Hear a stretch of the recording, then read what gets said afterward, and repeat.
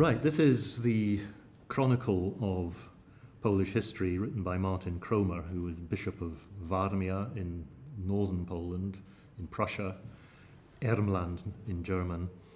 He was a Catholic.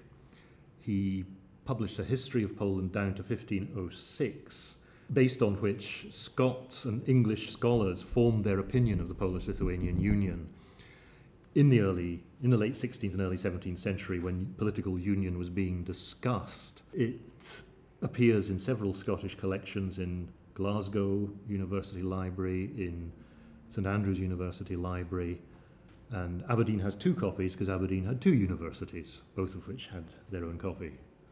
Edinburgh did not have a copy, but then Edinburgh is a very recent foundation. Relatively recent foundation. It was, if we can move along,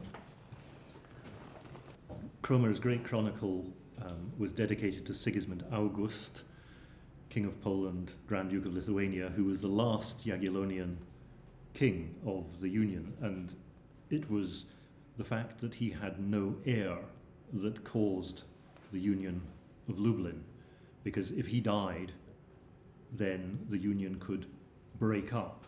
Throughout the 15th and early 16th century, the Lithuanians had stolen a march on the Poles, generally by electing their Grand Duke, as they were allowed to under a treaty of 1413, on the death of the previous Grand Duke, which meant that if the Poles wished to continue the Union, they had to elect the Grand Duke as King of Poland, because Poland was an elective monarchy from the late 14th century.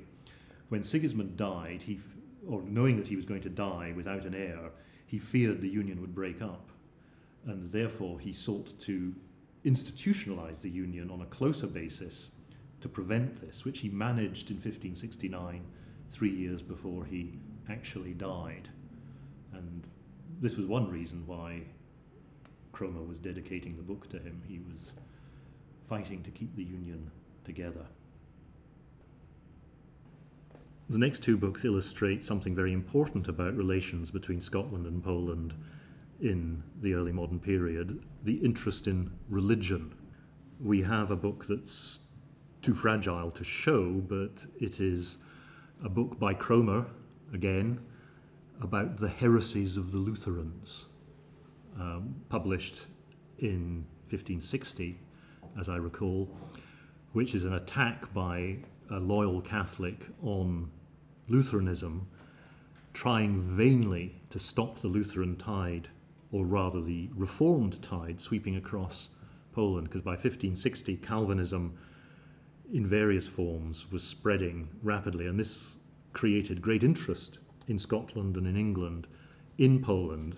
And the book on show here is a very interesting book. It is the catechism of the anti-Trinitarians, known as the Minor Reformed Church, or the Polish Brethren in Poland, who split off from the Major Reformed Church, who were Calvinist, in 1565, and created one of the major centers of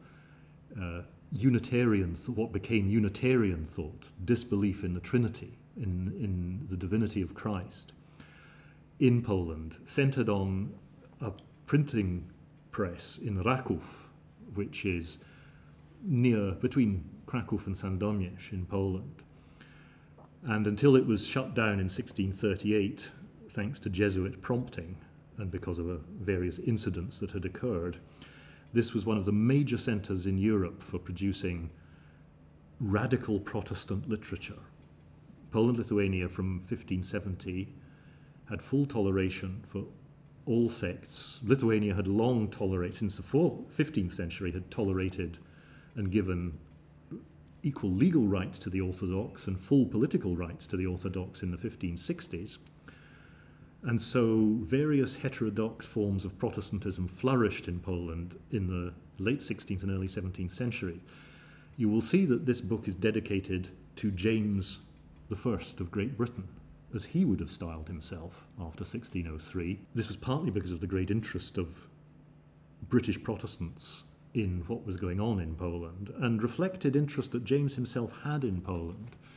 He was very open to diplomatic approaches from Poland. In fact, in 1618, Jerzy Osolinski came in an embassy from Poland seeking British troops to fight the Ottomans on the southeastern frontier. Now, Scottish soldiers had fought regularly in Polish armies throughout the late 16th and early 17th century, when the second elected monarch of Poland, fully elected monarch of Poland, Stefan Batory, in 1577 had a brief war with Danzig, Gdańsk. He was so impressed by the Scottish soldiers that fought for Gdańsk that he said, I must have some of those. And we have his letters from the siege of Pskov in 1582, where he says, I want Scots, I don't want Germans, I want Scots, go and get me some. And the Scots fought in relatively large numbers in Polish armies down to the mid-17th century. Who are you fighting for? We don't care. One of the interesting literary reflections of this is I couldn't understand when I first went to Poland in the late 1970s as to why everybody was so enthusiastic about Scotland, and one of the characters in a famous trilogy by Henryk Sienkiewicz, who won the Nobel Prize for Literature in 1906 for Quo Vadis, but he wrote a trilogy of books about the Cossack uprising of 1648, the Swedish wars of the 1650s, and the Ottoman wars of the 1670s. And a central character in the final book is a man called the improbable name of Hetling Kessling von Elgin. Now, as I've been to Elgin on many occasions, and as far as I know, the Hetling Kesslings are not a great Elgin family. It sounds like a German name to me. But then Poles in the early modern period had just as many difficulties with the spelling of Scottish names as Scots have with the spelling of Polish names today. There were many Scots who fought in Polish armies. When Osolinski came to London, he reported back. James gave him carte blanche to raise troops, and he reported that he preferred the Irish because they were hardy and Catholic. The Scots are hardy but great heretics, whereas the English are great heretics and soft, he said. So he didn't want any Englishmen. And a few the Scots who he recruited were actually stopped by the Swedes from getting through, but some of them did get through. The thing that seemed highly improbable about Hetling Kessling von Elgin was that he was a great success with the ladies. He was charming and talked them into all sorts of relationships, which seemed to me to be very un-Scottish. I grew up with the Scottish wooing technique of, are you dancing? Are you asking? I'm dancing.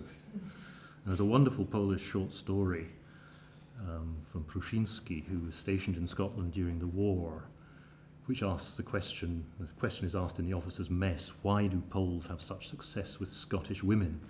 And the answer is that they lie. And the Scottish women understand this perfectly, but the Poles are romantic. They click their heels. They tell the Scottish woman that she's the most beautiful person that they've ever come across in their life. She knows this is a pile of rubbish, but she's prepared to go along with it because she doesn't get it from Scottish romantics. This book is also interesting because it shows another aspect of the interest in Polish Protestantism. It is the acts of an assembly held in Torun, in Royal Prussia in 1645. This was in the final decade of the 30 Years' War, when in Germany Catholics and Protestants were fighting each other. And this represented a major streak in Polish Protestantism, which was an attempt at ecumenism and discussing the coming together of the Christian faiths. And this was the only attempt, as far as I know, after the first session of the Council of Trent a century earlier, to get Catholics and Protestants around the same table discussing the faith and discussing the possibility of uniting the faith. And many Scots, and indeed English, were interested in this because this meeting took place at the height of the British Civil Wars. And there was an interest in Irenicism, in the peaceable resolution of religious disputes. We might remember that just shortly before this book was published in 1645 at the Battle of Philiphaugh, the Irish Catholic followers of Montrose were taken prisoner at the Battle of Philiphaugh, were slaughtered on the battlefield under the wonderful call of Jesus and no quarter. So Scots like John Dury were very interested in irenical attempts to settle religious disputes by discussing. The Totem Assembly was not a great success. It split up without bringing the Catholic and Protestant churches together, as you might expect. But that irenical side of Polish Protestantism remained of interest throughout the 18th century, as did the Unitarian radical thought, even after the ending of the great printing press in Raków in 1638. The book on the Totem Assembly of 1645 is dedicated to King Władysław IV, who himself was somebody who was tolerant in religious terms. He had restored full recognition to the Orthodox hierarchy in Poland-Lithuania after his election in 1632. The Orthodox hierarchy had been banned in 1595 following an attempt at church union between the Catholic Church and the Orthodox Church, which produced the Union of Brest, or Breszcz, as it is in Polish, which established a Greek Catholic Church in what is now Ukraine and Belarus, which accepts the supremacy of the Pope, but maintains its own rights, maintains married priests, and exists to this day, and has become, in Western Ukraine at least, a leading supporter of Ukrainian national identity. It is a church which is neither Orthodox fully nor fully Catholic, and has given Ukrainians something to rally around, at least in the western parts of Ukraine. But Władysław IV was religiously tolerant, but also embodies a failed union, another type of union, the union with Sweden, which began in 1587.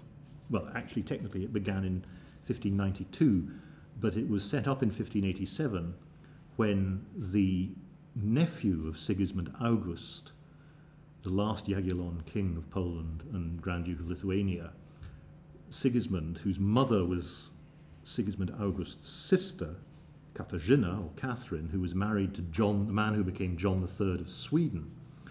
Sigismund III of Poland, Lithuania, as he became when he was elected in 1587, was brought up a Catholic in Sweden, was elected King of Poland in 1587, and became hereditary King of Sweden in 1592.